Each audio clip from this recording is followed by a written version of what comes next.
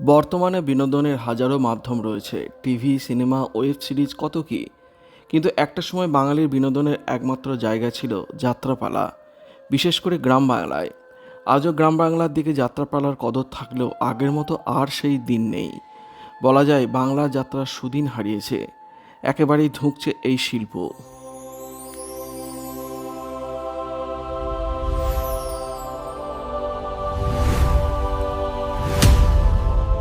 কিন্তু দিন এমন ছিল না। বাংলার প্রতিটি কোণে যাত্রার চর্চা ছিল। শুধু কলকাতার নয়, গ্রামেও অনেক নিজস্ব দল ছিল।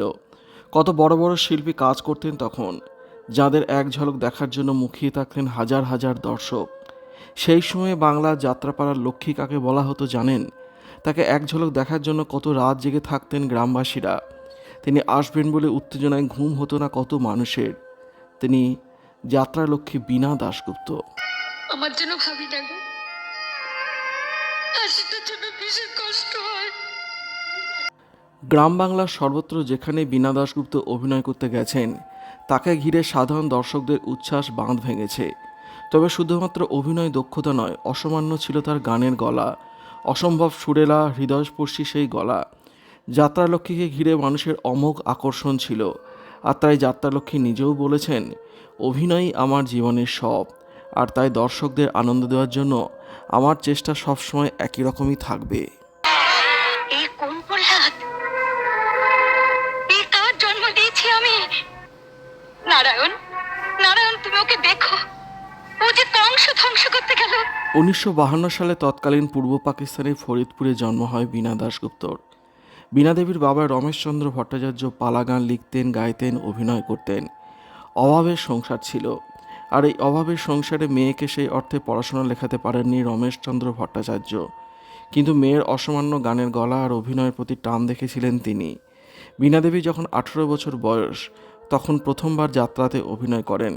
তার নিজের গলা আর অভিনয় দেখে মুগ্ধ হয়েছেন দর্শকরা। আর আমাকে বলে না, মা আমি আসি, একবারও বলে না, মা তুমি কেমন আছো?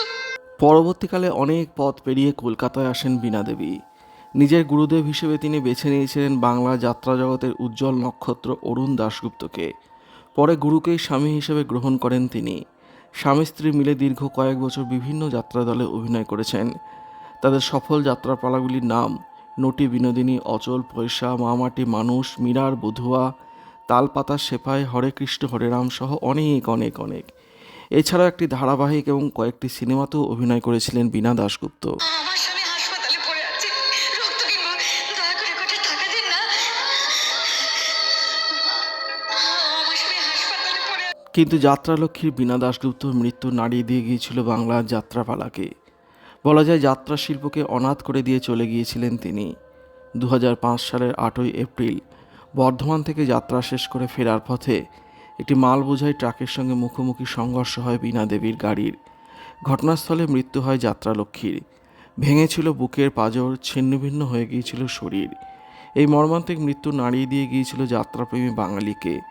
একই সঙ্গে শেষ হয়ে যায় একটি অধ্যায়ের। ক্ষতির মুখে পড়ে যাত্রা সমাজ। এর কয়েক বছর পর যাত্রা সম্রাট ত্রিদীপ ঘোষের মৃত্যুতে একেবারে শেষ হয়ে যায় যাত্রা জগৎ। এখন যাত্রা সমাজ তার চিরাচরিত কৌলিন্য হারিয়েছে। ভদ্র সমাজ মুখ ফিরিয়ে নিয়েছে যাত্রা থেকে। হারিয়ে যেতে বসেছে বাংলার আদি বিনোদন যাত্রা। ভিডিওটি আপনার কেমন লাগলো কমেন্টের মাধ্যমে লিখে জানাবেন। ভালো লাগলে ভিডিওটি শেয়ার করবেন আর অবশ্যই চ্যানেলটি সাবস্ক্রাইব করবেন। ধন্যবাদ।